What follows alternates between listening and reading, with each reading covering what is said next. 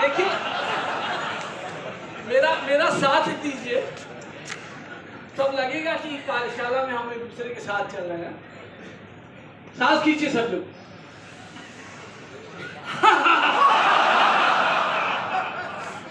जब हंसते हैं ना तो दिमाग खुलता है और सीखने सिखाने की प्रक्रिया बहुत तेज है। मां सरस्वती के चरणों में नमन करते हुए सभी सरस्वती पुत्रों का हार्दिक स्वागत, वंदन और अभिनंदन करता हूं। आप सब की इस कार्यशाला में हार्दिक स्वागत और ओम प्रकाश जी का और सभी साथियों का मैं हृदय से धन्यवाद दूंगा कि आपने मुझे बुलाया। कौन पूछता है टीडीआर साहब को? आपने पूछा, इसलिए आपके हृदय में से मैं आपको हृदय की गहराई से धन्यवाद देता हूं। किसी भी देश की बौद्धिक संपदा का विकास उस देश के योग्य शिक्षकों पर निर्भर करता है। कोठारी आयोग की पहली लाइन में लिखा है कि destiny of India is now being shaped in her classroom. Bharat का भविष्य कक्षाओं में संचार व्यवस्था। Poverty in India, doctor Amit Sen ने लिखा है कि भारत देश से गरीबी तब तक दूर नहीं होगी। पॉवर्टी इन इंडिया, नोबेल पुरस्कार विजेता अमित सेन ने बहुत सुंदर ढंग से व्याख्या किया है कि भारत देश से गरीबी तब तक दूर नहीं होगी जब तक शिक्षा में आमूलचूल परिवर्तन नहीं होगा। जब तक शिक्षा, गुणवत्तापूर्ण शिक्षा गरीब किसान मजदूरों तक नहीं पहुंचेगा, तब तक हम भारत देश से गरीबी दूर नहीं कर सकते। और एक भी बच्चे की जिंदगी और शिक्षा के आलोक से आलोकित होती है तो कोटि कोटि यज्ञों का फल मिलता है। और ईश्वर की असीम अनुकंपा है कि आप सबको, हम सबको इस क्षेत्र में काम करने का ईश्वर ने अवसर प्रदान किया। क्यों ना हम अच्छा इस अवसर का लाभ उठाते हुए अपने देश के लिए, अपने भारत, अपने बच्चों के लिए कैसे सुंदर सा काम करें। और निपुण भारत का ये निपुण उत्तर प्रदेश और निपुण भारत के जो एक कार्य योजना तैयार की गई है, मैं इसका देख रहा था, अध्ययन कर रहा था, तो देखा कि उसका जो अभी हमारे एडीवेसिक साहब, अन्य सारे साथियों ने, पूर्व वक्ताओं ने कहा कि जो पैरामीटर रखा गया है ना, तो इतना बड़ा नहीं है कि जिसको हम कक्षा 3 में पढ़ने वाले छात्रों को हिंदी के लिए क्या है, गणित के लिए क्या है, तो बहुत ही एक सामान्य सा स्थिति है। अगर आप चाहें तो वास्तव में अगर पूरा फोकस होकर के ध्यान देकर के काम करें तो निश्चित रूप से 6 महीने के अंदर इस निपुण कार्यशाला, इस निपुण स्कूल को, निपुण बच्चों को बनाया जा सकता है। तो मेरा आप सबसे अनुरोध है, अभी पूर्व नेहा ने कहा कि अगर आप बच्चों के भविष्य के लिए, एक भी बच्चे की जिंदगी और शिक्षा के आलोक से आलोकित होती है तो कोटि कोटि यज्ञों का फल मिलता है।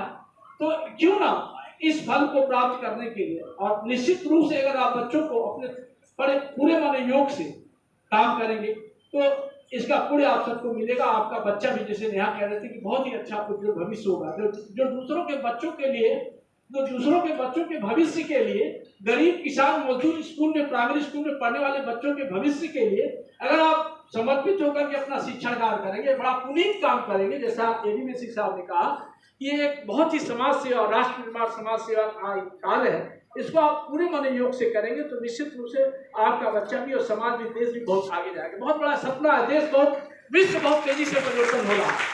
आज विश्व इतनी तेजी से परिवर्तन, हमारा देश भी बहुत तेजी से परिवर्तन हो रहा है। हम शिक्षा विभाग के लोग भी इसमें एक साक्षी बने, गवाह बने। जैसे कोई दुनिया कुछ भी कहे, लेकिन हम सबको इसमें खड़े होकर के देश को आगे ले, विश्व गुरु बनने के लिए, आत्मनिर्भर भारत का सपना पूरा करने के लिए, डिजिटल इंडिया, फिट इंडिया और make in India, skill India, जैसे ये बहुत से अच्छे हमारे देश का, जब एक एक अगर कोई कर सकता है तो हमारे शिक्षा विभाग के लोग ही कर सकते, तो हमारे शिक्षक ही कर सकते। अगर फिट इंडिया, एक एक बच्चे को स्वस्थ, चुस्त दुरुस्त बनाए के अगर हम काम कर सकते हैं तो निश्चित 2 मिनट 5 मिनट आप योगा कराइए, एक कल्चर विकसित करें। जैसे हम आप कार्यशाला में पहले हमने कहा कि योग की बात है, कैसे हम स्वस्थ रहें। सबसे पहले आप स्वस्थ रहिए, सबसे पहले आप फिट रहिए। जब आप फिट रहेंगे तभी आप बच्चों को, जब आप मुस्कुराते रहेंगे तब आप बच्चों को मुस्कुराहट के साथ शिक्षा दे पाएंगे। तो इन कार्य योजनाओं को, इन योजनाओं के निश्चित रूप से आप लोग, वहां मैं शिक्षकों के लिए 3 ही बात कहता हूँ, शिक्षण कार्य के लिए बहुत ही अच्छा कर सकते हैं। 3 सूत्र जो मैं शिक्षकों के बीच में कभी कभी कार्यशाला करता हूँ, कहता हूँ आदर्श शिक्षक पे नोट लिखे तो कोई 40 पॉइंट, 50 पॉइंट, 42 पॉइंट लिखते हैं। वास्तव में अनगिनत गुण शिक्षकों के अंदर होना चाहिए, लेकिन अगर ये 3 बातें अपने दिल दिमाग में रख के रखिए, सूत्र रूप में मैं देता हूँ CAT, contact, act and tact. Contact का मतलब बच्चों से आत्मीय संबंध। ये गरीब बच्चे हैं, ये गरीब बच्चे हमारे, इनके भविष्य को सजाने संवारने के लिए हमें आत्मीय संबंध उनसे बनाना। जैसे मैं अपने बच्चों के भविष्य के लिए चिंतित रहते हैं, डॉक्टर बन जाए, इंजीनियर बन जाए, आईएएस बन जाए, पीसीएस बन जाए, उसी तरीके से ये समाज के जो बच्चे हैं, जो जिन लोगों ने हम बहुत उम्मीद आशा करके, बहुत विश्वास करके, हम अगर हम कह दें कि अपने बच्चे का भविष्य हमारे हाथ में दे दीजिए, तो आप लोग नहीं देंगे। शिक्षकों के ऊपर, गुरुओं के ऊपर समाज ने विश्वास किया है, अपने बच्चे का भविष्य आपके हाथ में दिया, तो उसका सुंदर भविष्य बनाने के लिए एक आत्मीय संबंध बच्चों से बनाइए, ये मेरा बच्चा। और इस भाव से अगर आप क्लास में प्रवेश करेंगे तो निश्चित रूप से आपको कार्य करने की गुणवत्ता, आप कार्य करने की महत्ता, कार्य करने की तरीके बदल जाएंगे कि ये मेरा बच्चा है, इसके भविष्य को सुंदर बनाना। ये नहीं कि केवल फॉर्मेलिटी पूरा करना है, केवल निपुण तक नहीं बना देना, उससे ऊपर भी ले जाना है, आत्मनिर्भर भारत का सपने को साकार करना। और दूसरी बात कहता है एक्ट, विषय का ज्ञान आप जो पढ़े लिख करके जाइए। बहुत अच्छा उदाहरण दे देते कि कैसे आप तैयारी करके जाइए। छोटे छोटे बच्चों को कहानियां और उनके रोचक पद्धति से, सिस्टम से बहुत अच्छा मैं विद्यालयों में जाता हूँ, प्राइमरी स्कूलों में इतना सुंदर ढंग से व्याख्या टीचर लोग बता रहे हैं। हमारे उत्तर प्रदेश में भी शिक्षा में बहुत क्रांतिकारी परिवर्तन आया। और तीसरी बात कहता हूँ, टैक्ट मतलब संप्रेषण कौशल, रुचिपूर्ण, आनंददायी, सरल एवं प्रभावी आपका शिक्षण विधा कैसे हो, चाहे वो कहानी के माध्यम से, चाहे वो नाटक के माध्यम से, चाहे वो खेल के माध्यम से, learning by playing, learning by doing, learning by बहुत से ऐसी विधा, बहुत से ऐसी ट्रेनिंग पद्धति आप सबके आप वर्कशीट और बहुत सी दिया जाने लगा। मैं बेसिक के स्कूलों में जाता हूँ तो मुझे बहुत खुशी मिलती है कि जो पहले स्थिति उससे बहुत बड़ा क्रांतिकारी परिवर्तन आया है।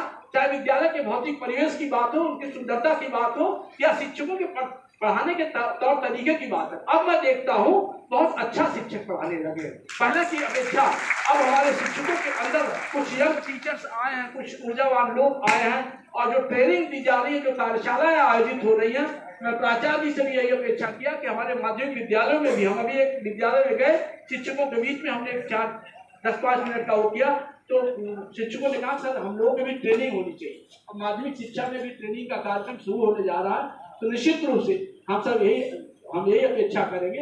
हमारे डॉक्टर APJ अब्दुल कलाम साहब और एक डॉक्टर सीजन पाल जी ने शिक्षा के स्वरूप में 4 बातें रखी कि आधुनिक पाठ्यक्रम उन्होंने 15 विषय दिया, आर्टिफिशियल इंटेलिजेंस सहित बहुत से नए पाठ्यक्रम के बारे में बताया, तो आधुनिक पाठ्यक्रम होना चाहिए। और दूसरा उन्होंने कहा आर्टिफिशियल इंटेलिजेंस पे बेसिस, सॉफ्टवेयर बेसिस पे मॉनिटरिंग सिस्टम होना चाहिए। विद्यालय जाने की अपेक्षा नहीं हो, गुजरात में शिक्षा केंद्र है, शिक्षा केंद्र 53,000 विद्यालयों के एक बच्चे के एक शिक्षकों का मॉनिटरिंग वही बैठ के कर सकते हैं। बड़ा सा कंप्यूटर सेंटर बना हुआ है, किस बच्चे ने किस चैप्टर में कितना पढ़ाई किया, आज उपस्थित है कि नहीं है, वहीं से आप देख सकते हैं। कौन टीचर कितना किस चैप्टर में कितना पढ़ाया, वो सारी चीज उसमें फीड हो जाती है, ऑटोमेटिक रूप से आती है। सॉफ्टवेयर बेस पे, आर्टिफिशियल इंटेलिजेंस बेस पे मॉनिटरिंग सिस्टम, वैसे यहाँ भी बहुत से ऐप और मॉनिटरिंग सिस्टम आ गया है। और तीसरी बात उन्होंने कहा, डॉक्टर APJ कलाम साहब का सपना था, भारत का शिक्षा का एक सपना,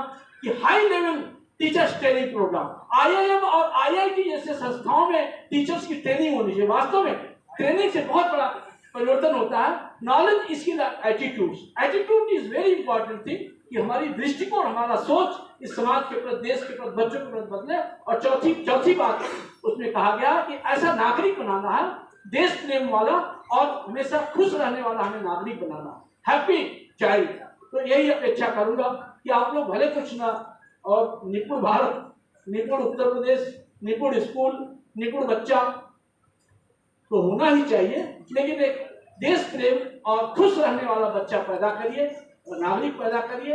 यही अपेक्षा करूंगा, ये आशा करूंगा। पुनः आप सबको हृदय की गहराई से सबको धन्यवाद देते हुए सावधानी के साथ कि दीपकों की झोपड़ी तक, की बात में विराम दूंगा कि दीपकों की झोपड़ी तक कर सको भरवार कर दो, भूखमरी तुझे गरीबी रौद कर उस पार कर दो, रोटियों का प्रश्न हो तो बात में हदी की तरह दो, प्यार के भूखे दिलों में भर सके तो प्यार भर दो। ये नन्हे मुन्ने बच्चे प्यार के भूखे हैं, आपके प्यार के भूखे हैं, इनको कितने प्यार से सजा, तो इनके भविष्य को सजाने और संवारने का काम करिए।